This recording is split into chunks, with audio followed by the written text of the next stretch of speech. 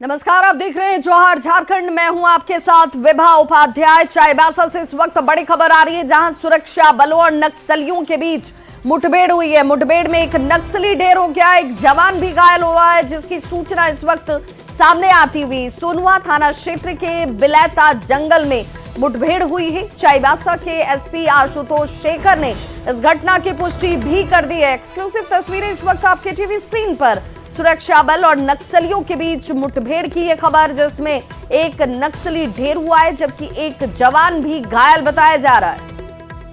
और इस खबर पर ज्यादा जानकारी के साथ न्यूज 18 संवाददाता रुपेश प्रधान जुड़ चुके हैं। रुपेश, क्या जानकारी मिल रही है इस वक्त? क्या ऑपरेशन अब भी जारी है? जी, अभी मुठभेड़ खत्म हो गई है, लेकिन क्षेत्र में ऑपरेशन जारी है। मुठभेड़ के बाद सुरक्षा बलों द्वारा उस क्षेत्र में अभी भी सर्च ऑपरेशन चलाया जा रहा है।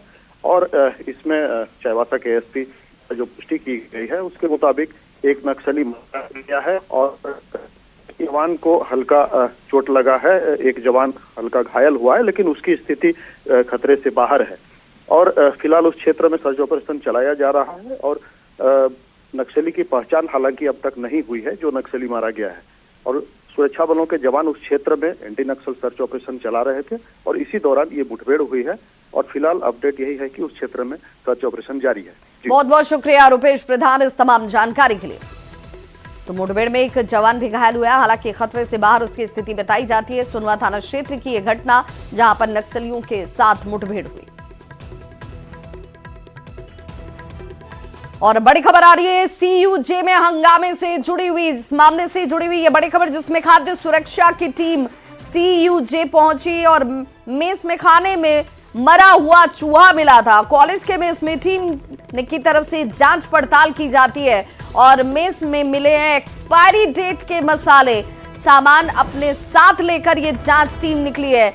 सीनियर अफसर अब इस पूरे मामले की जांच करते हुए नजर आएंगे। तो देखिए, जब टीम पहुंची ग्राउंड पर कि आखिर क्या हालात हैं, तो देखिए एक्सपायरी जो यहां पर मसाले थे उसका इस्तेमाल किया जा रहा था। ऐसे में यहां से इन तमाम सामानों को अपने साथ लेकर जांच टीम निकली है। मेज में मिले हैं एक्सपायरी डेट के मसाले और मरा हुआ चूहा मिलने के बाद जमकर हंगामा हुआ था। इसे लेकर सवाल उठे कि आखिर किन हालातों में यहां पर खाना बनाया जाता है। खाद्य सुरक्षा की टीम जो है वो पहुंची और ये स्थिति है इस वक्त।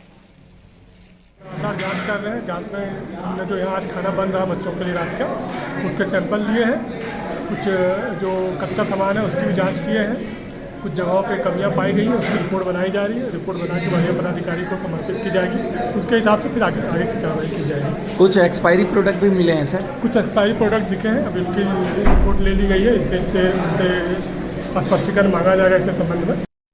और पाकुड़ से बड़ी खबर, जहां पर टाउन थाना से गश्ती दल में शामिल एक एएसआई समेत 4 पुलिसकर्मी को निलंबित कर दिया गया है। अवैध वसूली के काम में ये लोग संलिप्त थे और लापरवाही इनकी तरफ से बढ़ती जा रही थी, जिस मामले को लेकर इन पर लगातार गंभीर आरोप खड़े हो रहे थे और अब ये निलंबित किया गया है। बड़ी कार्रवाई हुई है। जानकारी के मुताबिक अवैध कोयला परिवहन के विरुद्ध चलाए जा रहे छापेमारी अभियान के दौरान टाउन थाना गश्ती दल के पुलिस पदाधिकारी और पुलिसकर्मियों ने सहयोग नहीं किया। छापेमारी दल कोयला ले जा रहे लोगों को पकड़कर गश्ती दल को सूचना देती है, लेकिन गश्ती दल में शामिल पुलिसकर्मियों ने लापरवाही बरती, जिसके बाद ये कार्रवाई की गई है।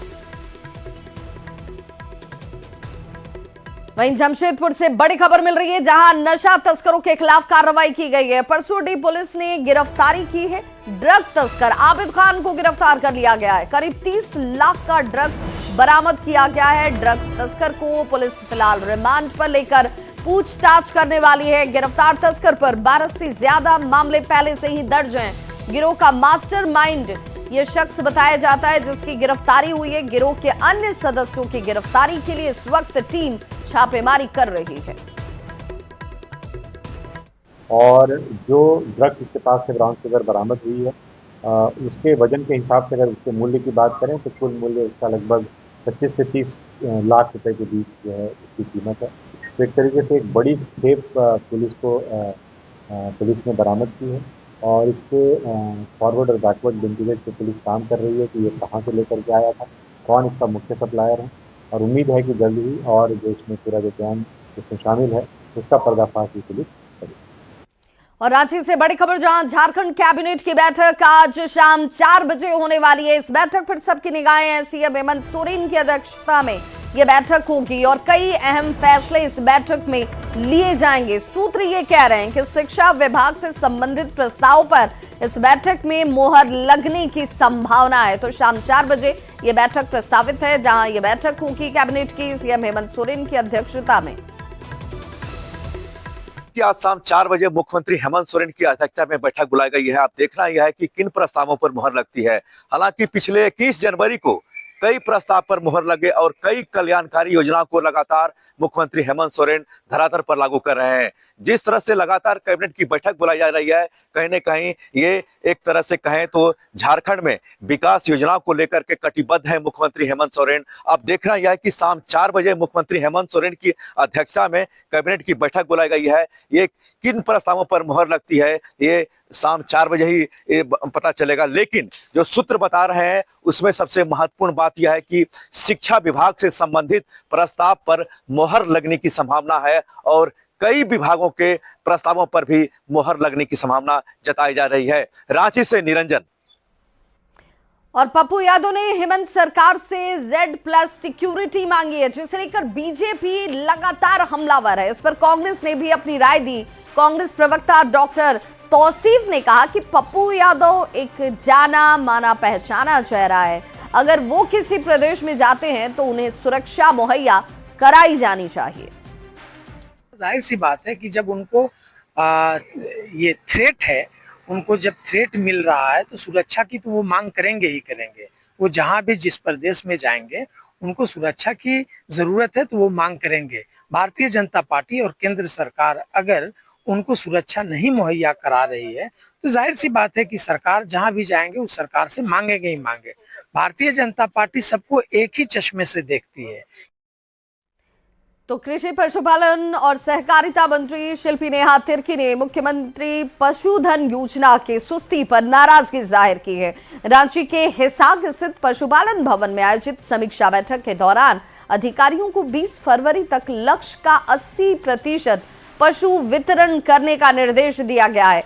मंत्री शिल्पी नेहा तिर्की ने कहा कि समय पर लाभुकों का चयन और सूची तैयार नहीं होने से विभाग अपने तय लक्ष्य को हासिल नहीं कर पा रही।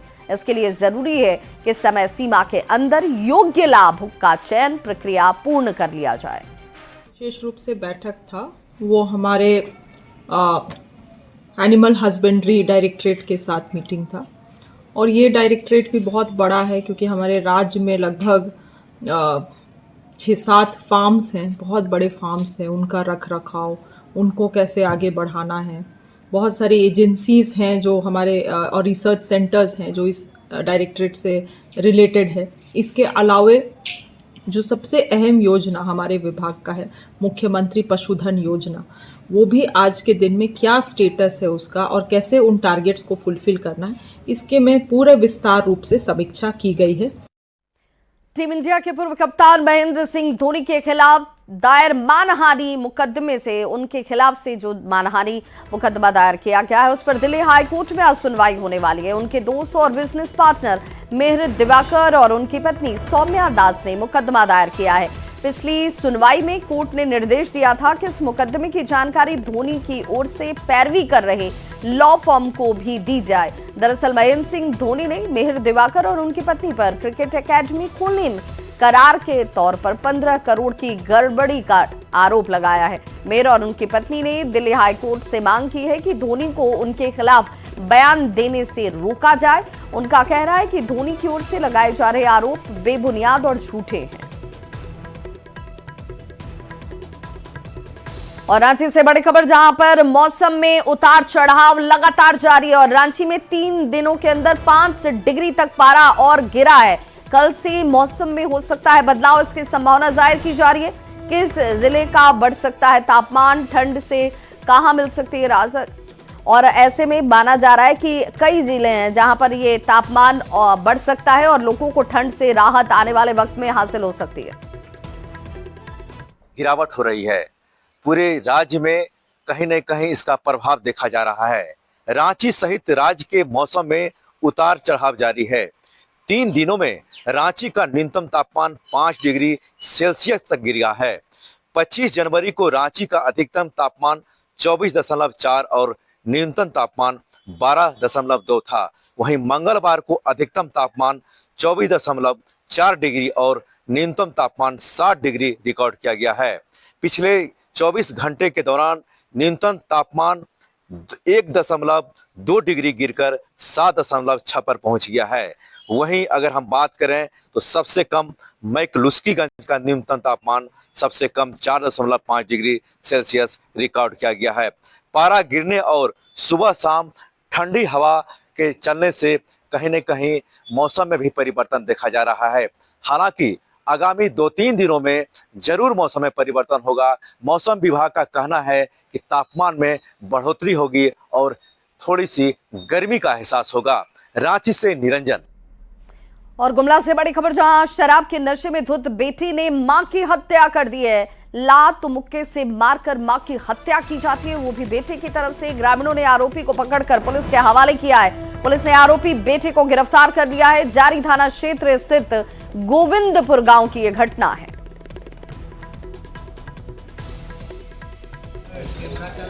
3 बजे सुबह शरीर छोड़ दिया, मौत हो गया 3 बजे रात में। हाँ, तो बेटा के मारने से मौत हुआ है ना? बेटा के मारने से। फिर कैसे जानकारी हुआ आप लोगों को? गांव का बताया। क्या बताया? मारा है कह करके आंगन में ला करके।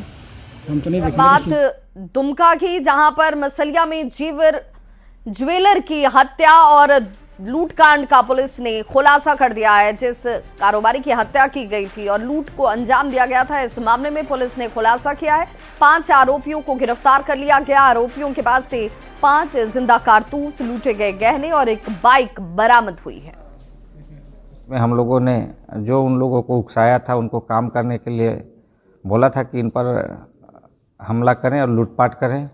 2 लोगों की गिरफ्तारी हुई और जो अपराधी हैं उनमें 3 लोगों को गिरफ्तार किया गया है, जिसमें एक पर तो 11 केस है और एक पर 7 केस और एक पर 6 केस, जो कि जामताड़ा और देवघर और दुमका, इन तमाम क्षेत्र में वो लोग आपराधिक घटनाओं को अंजाम देते थे। झारखंड सरकार लगातार पूरे राज्य में सड़क सुरक्षा अभियान चला रही है और इसके तहत जमशेदपुर में जिला परिवहन विभाग ने ट्रैफिक जागरूकता अभियान के तहत रैली निकाली। डीटीओ धनंजय कुमार के साथ भारी संख्या में स्कूली बच्चों ने शहर के लोगों से ट्रैफिक नियम का पालन करने की अपील की। इस दौरान बच्चों ने हाथों में बैनर पोस्टर लेकर लोगों को हेलमेट पहनना और सीट बेल्ट लगाने के साथ अन्य बातों पर जागरूक रहने की और सहयोग करने की अपील की है। विभाग के द्वारा 1 से 31 जनवरी तक रोड सेफ्टी को लेकर के ये कार्यक्रम चल रहा है। बच्चों के साथ एक जागरूकता सड़क पर चलाने के लिए उपायुक्त महोदय के आदेशानुसार चलाया जा रहा है। उसमें एक पैदल मार्च के द्वारा सभी लोगों को जागरूक करने का कार्य किया गया। अपील यही है कि सड़क पर चलते समय जो भी सड़क के मानदंड है, नियम है, हेलमेट जरूर लगावें, ओवर स्पीडिंग नहीं करें और अगर 4 व्हीलर चला रहा है। मौनी अमावस्या के मौके पर हजारों की संख्या में श्रद्धालु सुबह से ही रजरप्पा मंदिर के दामोदर भैरवी नदी के संगम पर आस्था की डुबकी लगाने के लिए पहुंच रहे हैं और डुबकी लगाने के बाद मां छिन्नमस्तिके की पूजा अर्चना की जा रही है। माघ मास के इस मौनी अमावस्या को लेकर रजरप्पा मंदिर में विशेष श्रृंगार, पूजा, हवन, महाआरती का आयोजन किया गया है। छिन्नमस्तिका मंदिर में सभी यात्री लोग आके श्रद्धा से पूजा अर्चना कर रहे हैं। माघ मास महीना का जो मौनी अमावस्या है, इसमें विशेष पूजा, हवन और यज्ञ का महत्व है। दान पुण्य कीजिए और नदी में स्नान करके, अभी कुंभ स्नान भी चल रहा है, तो जो भी श्रद्धालु आ रहे हैं दामोदर भैरवी संगम के पास पुण्य स्नान करके माँ का दर्शन पूजन कर रहे हैं। गढ़वा में नई तकनीक से सड़क का निर्माण किया जा रहा है, जिससे पर्यावरण को भी ज्यादा नुकसान नहीं होगा। जंगल, पहाड़ को भी कम काटने पड़ेंगे, तोड़ने पड़ेंगे। पुरानी सड़कों को दुरुस्त करने के लिए जर्मनी से मशीन मंगवाई गई है, जिससे FDR यानी कि फुल डेप्थ सिस्टम के तहत सड़कों को बनाया जा रहा है और इस तकनीक से हो रहे सड़क निर्माण में पुरानी सड़क को उखाड़कर मिक्सर मशीन में डाल दिया जाता है और फिर उसके बाद केमिकल और सीमेंट को मिक्स कर आसानी से सड़क बनाई जा रही है। टेक्नोलॉजी है ये, आपके गढ़वा में न्यू टेक्नोलॉजी रोड है ये, इसे पुराने ही रोड को नवीनीकरण करना है। ये खदान जो हमारा है, जिसे पुराने मटेरियल को न्यू करने के लिए तो आपका ये एक जियो पेप केमिकल है और सीमेंट है। तो जियो पेप केमिकल को करना मटे 984 ग्राम प्रति स्क्वायर मीटर में इसको डालना है और ये सीमेंट आपका 4.5%। इसमें ये डिफरेंस है कि इसमें हम लोग बाहर से मटेरियल जो जंगल पहाड़ से क्रशर से लाते थे उसका सेविंग है, जिससे जंगल पहाड़ बच पाए और ये इसकी खासियत है। ये बाहर से मशीन से पत्थर जरूरत नहीं पड़ेगी, इसमें पत्थर की जरूरत नहीं। जो पुरानी सड़क है उसी में को हम लोग केमिकल और एडिटिव डालकर उसको। झारखंड में सरकारी अनुदान पर मिलने वाले ट्रैक्टर का अब लाभुक दुरुपयोग नहीं कर पाएंगे। इसकी मॉनिटरिंग के लिए विभाग ने ट्रैक्टर को विशेष उपकरण से लैस कर दिया है। अधिकारियों की माने तो अनुदान पर मिले ट्रैक्टर को दूसरे काम में इस्तेमाल किया जाता था। सभी ट्रैक्टर को जीपीएस से लैस कर दिया गया है ताकि वे कितने किलोमीटर या कितने घंटे चले इसकी पूरी जानकारी विभाग को हासिल हो और जैसे ही ट्रैक्टर राज्य की सीमा से बाहर जाएंगे सायरन बजने लगेगा। किसान कितने बजे कितने हेक्टेयर कितने एकड़ खेत की जुताई किया, यह भी पूरा हमारे पास डाटा आता है। हर किसान का मोबाइल नंबर उससे लिंक्ड है। आप अभी 1250 ट्रैक्टर हमारे फील्ड में हैं, मिनी ट्रैक्टर। आप 1250 में जिस जिला के जिस किसान का आप नाम लीजिए, मैं यहाँ पे ट्रैक्टर का पोजीशन दिखा सकता हूँ और उनका यदि मोबाइल वीडियो कॉलिंग पे उपलब्ध है तो मैं आपको ट्रैक्टर भी फिजिकली दिखा सकता हूँ। जीपीएस तो बताएगा ही कि ट्रैक्टर है यहाँ पे। ट्रैक्टर जो ही झारखंड से बाहर जाएगा पूरा हमारे यहाँ अलार्म बजना शुरू हो जाएगा। और अगली खबर रामगढ़ से, जहां के सीसीएल नया नगर बड़काकाना आवासीय क्षेत्र में बिना फिल्टर किए दूषित और गंदा पानी सप्लाई किया जा रहा है, जिसकी वजह से लोग बीमार हो रहे हैं। कर्मियों ने सीसीएल प्रबंधन से वाटर सप्लाई के लिए बने कुएं की तत्काल साफ सफाई कराने की मांग की है। इस खबर पर ज्यादा जानकारी दे रहे हैं संवाददाता जावेद खान। नगर बड़काकाना के आवासीय क्षेत्र में प्रदूषित पानी का सप्लाई यहाँ पर किया जा रहा है। आपको दिखाना चाहेंगे, देख सकते हैं इसी कुएं का पानी यहाँ पर सीसीएल के कर्मियों को सप्लाई किया जाता है। लेकिन देख सकते हैं कि किस तरह से यहाँ पर गंदगी फैली हुई है, अंदर में कचरा भरा हुआ है। बताया जा रहा है कि 1 वर्ष से इस कुएं की सफाई नहीं की गई है, ना इसमें ब्लीचिंग डाला जाता है, ना सफाई की जाती है। यही पानी बिना फिल्टर किए सीधे यहाँ पर सीसीएल के कर्मियों को उनके आवास तक सप्लाई कर दिया जा रहा है। कॉलोनी बड़काकाना में बी टाइप में कुआं के माध्यम से जो पानी दिया जाता है, उस कुआं में इतना गंदगी है, इतना है कि गंदगी के चलते लोग बीमार पड़ रहे हैं और उसको प्रबंधन द्वारा साफ सफाई नहीं कराया जाता है। तो लगता है कि 3-4 साल से कुआं का साफ सफाई पूरे नया नगर कुआं में नहीं करवाई गई है, जिससे तरह तरह की बीमारी हो सकती है। ऐसे में सीसीएल प्रबंधन को इस कुएं की तत्काल सफाई कराने की जरूरत है ताकि लोगों को शुद्ध और फिल्टर युक्त पानी मिल पाए और लोग गंभीर रोगों के शिकार ना बने। जावेद खान, न्यूज़ 18।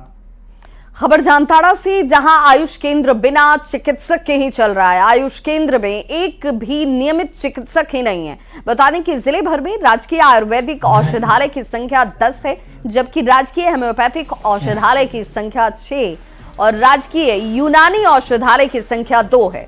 जबकि 4 केंद्र जिला मुख्यालय के जिला आयुष कार्यालय में संचालित हैं और 14 सीएससी को जोड़ा गया है। लेकिन होम्योपैथिक औषधालय में मात्र 1 चिकित्सक पदस्थापित है, बाकी सभी केंद्रों में चिकित्सक का पद खाली पड़ा है। जहाँ पे चिकित्सक नहीं है वहाँ पे डिप्टेशन किया गया है और जहाँ पे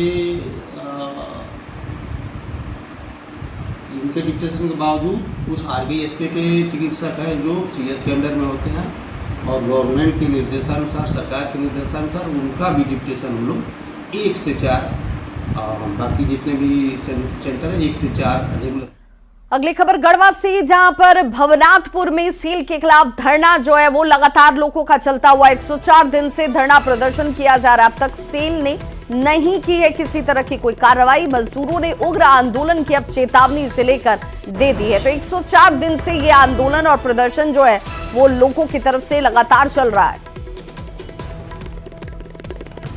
यदि हमारी मांगों को अगर पूर्ण नहीं करते हैं, सेल प्रबंधन पर आप कार्रवाई नहीं करते हैं और जो हम लोगों का जो मांग है उसका पूरा कराने के लिए दबाव नहीं बनाते हैं, तो ऐसी स्थिति में हम 31 तारीख को डीजीएम आवास का घेराव करेंगे और वहीं हम लोग जो है अनिश्चितकालीन आवास कर देंगे। उसमें से उन लोग को निकलने नहीं देंगे किसी भी पदाधिकारी।